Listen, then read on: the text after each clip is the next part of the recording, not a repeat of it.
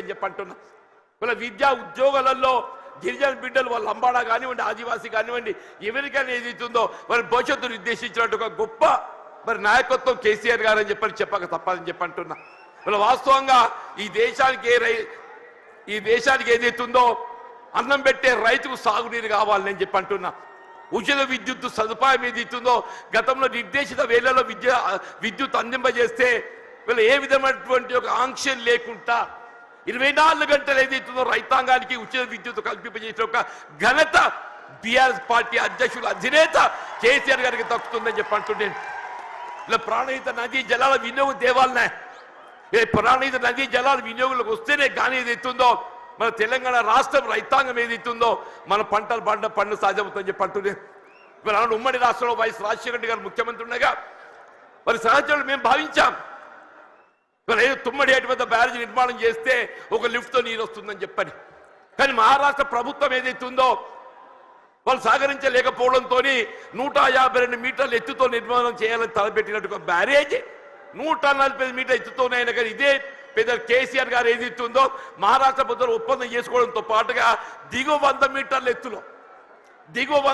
ఎత్తులో మేడిగడ్డ వద్ద బ్యారేజ్ నిర్మాణం చేయగలిగినట్టయితే అటు ప్రాణహిత నదీ జలాలు, ఇటు గోదావరి నదీ జలాలు, అటు మానేరు ప్రాంతంగా వచ్చే నదీ జలాలు అన్నింటిని మనం ఎత్తిపోతల ద్వారా వినియోగించుకుంటే ఒక 300 TMC లభ్యత పొందే అవకాశం ఉందని చెప్పంటాడు. మరి ఆ విధంగా ఒక దశాబ్ద కాలంలో కేవలం ఒక దశాబ్ద కాలంలో వీళ్ళ కాళేశ్వరం ప్రాజెక్ట్ నిర్మాణం పూర్తి చేయడమే కాదు దాని ఫలాలు కూడా మనకు అందింపజేయడం జరిగిందని చెప్పంటుండే. ఏమైందా మన కేసీఆర్ గారు జగిత్యాలకు వస్తున్నారని చెప్పంటే నిన్నటి దాకా నిద్రపోయిన ముఖ్యమంత్రి రేవంత్ రెడ్డి గారు ఇవాళ బయలుదేరిండి అని చెప్పంటున్నారు. మేడిగడ్డ బ్యారేజ్ ఒక 2 పిల్లలు గుంగినే SLBC Srisailam left bank canal అని చెప్పంటున్నాడు. నిర్మాణ దశలో కృంగిపోయి 8 మంది కార్మికులు చనిపోతే కనీసం శవాలు వెలికి చేయలేకపోయింది అని చెప్తున్నా. శవాలు వెలికి చేయలేకపోయింది అని చెప్పంటున్నా. 2 పిల్లలు కృంగిపోతే అసలు బ్యారేజ్ విలువ 4000 కోట్లు, ఆ 2 పిల్లలు కడితే 400 కోట్లు అవుతాయి అని చెప్పి అంటున్నా. ఎక్కువ మీకు అన్నారం సుందరం ఇంకో 100 కోట్లు అవుతాయి అని చెప్పి అంటున్నా. ఇలా 2 సంవత్సరాల కాలం ఏదైతుందో ఏదో ప్రకృతి సహకరించింది అదృష్టం. మన కరువు సమస్య ఉత్పన్నం కాలేదు. రేపేదైతో ఎల్లినో ప్రభావం నిజంగానే కరువు వచ్చినట్టయితే మన భవిష్యత్తు ఏం కావాలి? కరువు వస్తే మన భవిష్యత్తు ఏం కావాలని చెప్పి అంటున్నా. అదే పెద్దలు కేసీఆర్ గారు ఏదైతే జగిత్యాల పడ్డానికి వస్తున్న సందర్భంగా రేవంత్ రెడ్డి ఏదైతుందో నిద్ర లేచినట్టు నటిస్తుందని చెప్పి అంటున్నా. ఇక తుమ్మడి బ్యారేజ్ అటే పోయిందా? నీకు నిజంగానే సిన్సియారిటీ ఉంటే వీళ్ళ 3 సంవత్సరాలు గడుస్తుందా తుమ్మడి బ్యారేజ్ నిర్మాణం చేయగలుగుతూ కదా, ఎందుకు చేయలేకపోయినా చెప్పంటున్నాను. వీళ్ళు నిన్నటి వరకు ఏదైతుందో వీళ్ళు ఏ కాళేశ్వరం కూళేశ్వరం అని మాట్లాడిండే, వీళ్ళు అదే కాళేశ్వరం అదే మేడిగడ్డ ఏదైతుందో మన భవిష్యత్తు ఏదైతుందో మనకేది అండాలి ప్రాజెక్టే మేడిగడ్డ కాబోతుందని చెప్పంటున్నాను.